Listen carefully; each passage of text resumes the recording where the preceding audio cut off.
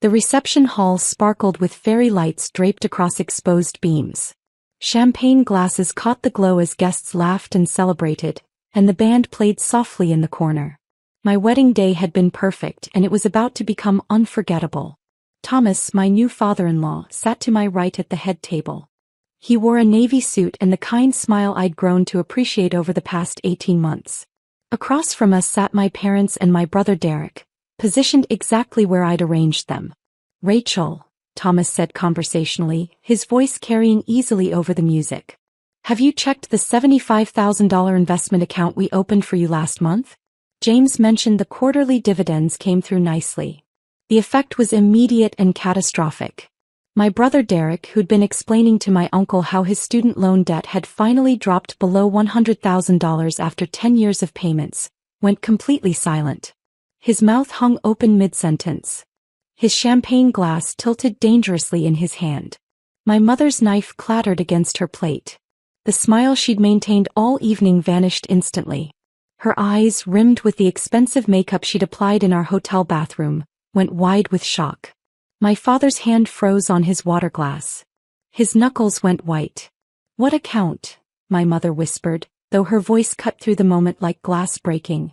I set down my champagne flute with deliberate precision and met her gaze.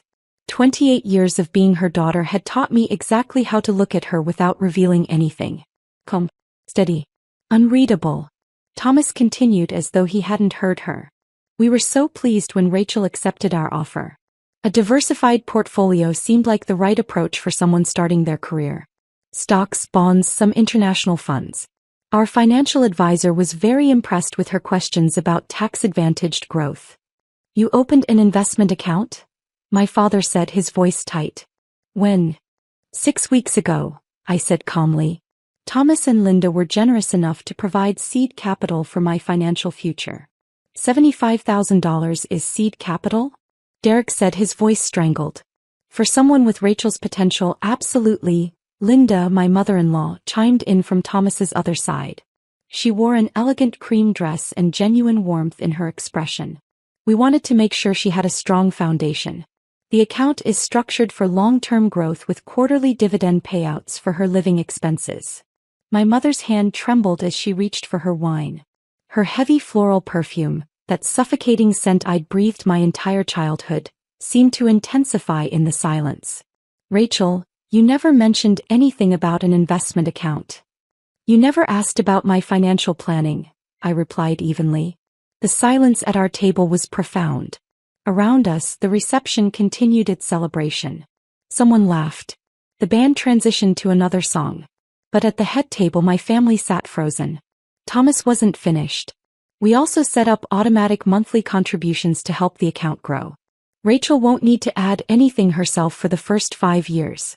By then, with compound interest and reinvested dividends, she should be looking at substantial growth." "Monthly contributions?" my father asked. His voice had taken on that calculating edge I knew so well. "Yes," Thomas said pleasantly.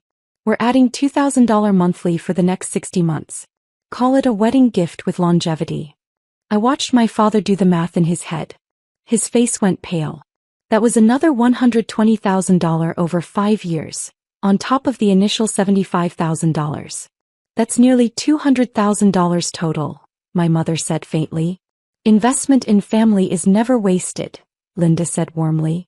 "Rachel has been such a joy to get to know." When James told us about her career goals and how she'd financed her entire education herself, we knew we wanted to help set her up for success. "She financed her education herself?" my mother repeated. "With scholarships and 3 jobs, yes," I said. "As I told you multiple times while it was happening." "We helped," my father protested. "You gave me $3,000 my freshman year and told me that was all you could afford because Derek's tuition was more expensive." Derek's face flushed red. "My school cost more. That's just math." "Your school cost more because you refused to consider state schools or scholarships," I said. "I went to the same quality university for half the price because I did the work to find funding." "That's not fair," Derek said. "What's not fair is that you graduated with $140,000 in debt that Mom and Dad have been helping you pay off for a decade while I graduated debt-free through my own effort and received nothing." The words hung in the air like smoke. My mother's eyes filled with tears. The performative kind she'd perfected over the years.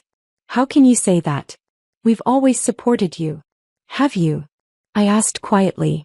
Because when I got accepted to graduate school with partial funding and asked if you could help with the remaining $8,000, you said you couldn't afford it because you were helping Derek with his loan payments. He was drowning in debt, my father said defensively. And I was trying to advance my career. But my needs always came second to his, didn't they? No one had an answer. Thomas cleared his throat. Rachel came to us with a very clear 5-year plan. Graduate school, professional certifications, career advancement trajectory. She knew exactly what she needed and had already secured most of it herself. We simply wanted to provide a financial cushion so she could focus on her goals instead of worrying about money. We would have provided that if she'd asked, my mother said. I did ask, I said. Multiple times. For graduate school funding. For help with my car when it broke down. For a loan to cover my security deposit when I got my first apartment. Every time the answer was no because you were already helping Derek. I had more urgent needs, Derek said. No, I corrected. You had poor planning and expensive choices. I had ambition and discipline. Those aren't the same thing. James squeezed my hand under the table. We'd rehearsed this moment. We'd known exactly when it would come. An investment account is a very significant gift, my father said, changing tactics. What did you have to promise in return? Linda's expression cooled instantly. I beg your pardon? I'm just asking what expectations come with that kind of money, he said. The expectation that she'll continue to be the brilliant, hard-working woman she already is, Thomas said, his voice turning to steel. Nothing more. People don't just give away $75,000, my father insisted. People who love their children do, Linda said quietly. And Rachel is our daughter now. The rebuke was devastating. My mother actually flinched. This is very generous, my mother tried, her voice shaking. But surely this was something that should have been discussed with us first. We're her parents. Rachel is 28 years old, Thomas said. She doesn't need her parents' permission to accept a gift or make financial decisions. But we have a right to know what's happening in her life, my father said. Do you? I asked. Because you didn't know I was applying to graduate schools. You didn't know I got promoted twice in the past year. You didn't know James and I were looking at houses. You didn't ask about any of it because you were too busy managing Derek's latest crisis. That's not true, my mother protested weakly. It is true. When's the last time you asked me about my job, my goals, my life? Without immediately turning the conversation back to Derek. Silence. The photographer who I'd specifically instructed to document everything at the head table, captured it all. My mother's tears. My father's defensive anger. Derek's humiliated shock. And me, composed and calm, champagne glass steady in my hand. I think we should discuss this privately, my mother said, starting to stand. Sit down, I said quietly. We're not making a scene at my wedding. You're the one making a scene, she hissed. No, Thomas said firmly. You're making a scene by reacting badly to the news that your daughter has been given a generous gift by people who recognize her value. My mother sat down heavily, tears streaming down her face now. Derek found his voice. So what, you just have $75,000 sitting in an account now? It's invested, I corrected. Growing. Working for my future. The way money should. Must be nice, he muttered. It is nice, I agreed. It's nice to be supported by people who believe in me. We believe in you, my father said. You believe I'll be fine on my own, I corrected. That's not the same as actively supporting me. Linda touched my arm gently. Rachel, should we circulate? Thank some of the other guests. I stood gratefully. James rose with me, his hand finding mine immediately. This isn't over, my father said. Yes, I said. It is. As we walked away, I heard my mother's sobs increase in volume. Designed to draw sympathy. My aunt rushed over. Other relatives clustered around. But I didn't look back. James and I made our way through the reception, accepting congratulations and well wishes from friends and family who were genuinely happy for us. I danced with Thomas, who whispered, "You were magnificent." I danced with James, who held me close and reminded me I was safe now. I didn't dance with my father. He didn't ask.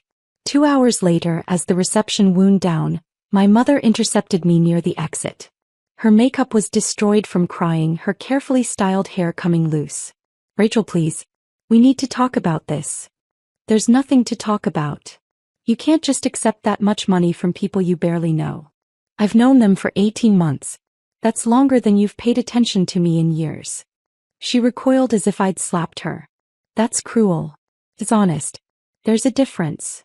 We're your family, she said desperately. We love you. You love the idea of me, I said. The daughter who doesn't need anything. Who figures everything out on her own. Who never causes problems or asks for help. But you don't love the real me because you never bothered to get to know her. That's not fair, Derek said, appearing beside her. We've always been there for you. You've been there for Derek, I corrected. I was just expected to handle myself. Because you could, my father said, joining them. You were always so capable. Derek needed more support. And I didn't need support? I asked. I didn't need help with tuition or car repairs or moving expenses, or any of the 100 things you helped Derek with? You managed fine without it, he said. I managed because I had no choice. But I shouldn't have had to. My mother grabbed my hands. Please don't let money come between us. I gently pulled away. Money isn't coming between us. Your choices came between us. The money just made it visible. We can fix this, she pleaded. We can do better. Can you? I asked. Can you genuinely treat me as equal to Derek? Can you celebrate my success without resentment? Can you support my future without feeling like it takes something away from him? She had no answer. I didn't think so, I said softly. James and I left the reception.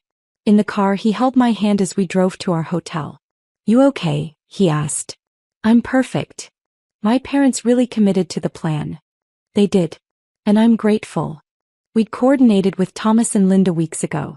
They genuinely wanted to help me financially, but we'd all agreed that announcing it at the wedding would force my parents to confront their decades of favoritism. Do you think they'll ever understand? James asked. No, I said. They'll paint themselves as victims. Tell people I chose money over family. But I know the truth. What's that? That I didn't choose money. I chose people who actually value me. We spent our wedding night talking about our future. The house we'd buy with help from the investment account. The careers we'd build. The life we'd create together where I was genuinely supported. The next morning, I turned on my phone long enough to text Thomas and Linda a heartfelt thank you. There were 89 missed calls and 127 text messages from my family. I deleted them all without reading them. We flew to our honeymoon in Greece 3 days later. 2 weeks of sunshine and ancient ruins and no family drama. For 2 weeks, I didn't think about my parents. Didn't wonder what they were saying. Didn't feel guilty for the boundaries I'd set. I was simply Rachel. Not the overlooked daughter. Not Derek's self-sufficient sister. Just Rachel, loved and valued. When we returned, there was a letter from my mother. Not an email, but actual stationery. I recognized her handwriting. I threw it away without opening it. You don't want to know what it says? James asked. I know what it says. She's sorry for the misunderstanding. She wants to move past this. She hopes we can get back to normal. How do you know? Because that's what she always says. She never actually apologizes or acknowledges what she did wrong. She just wants me to pretend it never happened. Are you going to? No. 3 months after the wedding, Derek called. He was facing another financial crisis. Could I loan him $10,000? He'd pay me back, he promised. I said no. He called me selfish. I hung up. My mother sent an email asking about Thanksgiving plans. I replied that James and I would be spending it with his family, but we'd be happy to meet for coffee in January if they wanted to have a respectful conversation. They never responded. Thomas and Linda continued to be wonderful. Sunday dinners became a tradition. They asked about my work, my goals, my interests. They celebrated my promotion. They helped us look at houses. They treated me like family because I was family. 6 months after my wedding, the investment account had grown to $87,000. The quarterly dividends covered my car payment and insurance.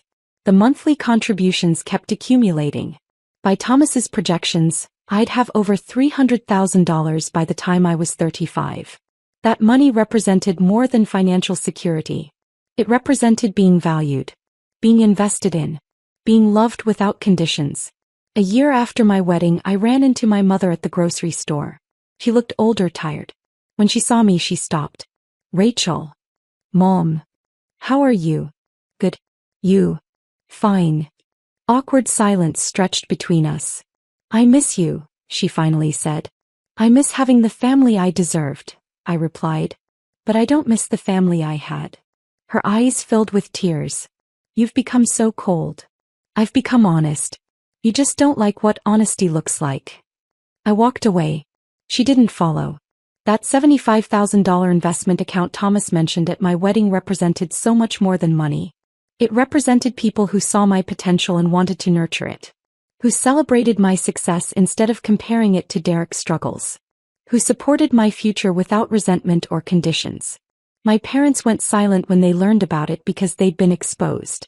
Their pattern of prioritizing Derek while expecting me to manage alone had been revealed in front of everyone who mattered. And I sat there calmly sipping champagne, finally free. 2 years after my wedding, James and I bought our first house. The investment account dividends covered the down payment. My parents learned about it through Facebook. Sometimes people ask if I regret how things ended. If I feel guilty for accepting Thomas and Linda's gift. If I wish we could reconcile. The answer is always no. Because I finally learned what my parents never taught me. That I deserve to be supported. That my goals matter. That my future is worth investing in. Thomas and Linda saw that immediately. My parents never did. And I'm done settling for less than I deserve. At my reception, Thomas asked about the $75,000 investment account he'd opened for me. My parents went silent because they had no defense for years of neglecting me while supporting Derek. And I sat there, calm and composed, finally understanding that their failure to support me was never about my worth. It was about their limitations. And I was done letting their limitations define my life.